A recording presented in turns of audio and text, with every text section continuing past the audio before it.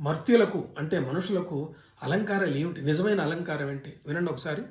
భూషలు గావు మర్త్యులకు భూరి మయాంగద తారహారముల్, భూషత కేశ పాశ మృదు పుష్ప సుగంధ జలాభిషేకముల్, భూషలు కావు పూరుషుని భూషితి చేయు పవిత్రవాణి, వాగ్భూషణమే సుభూషణము, భూషణములు నశించు నన్నియున్.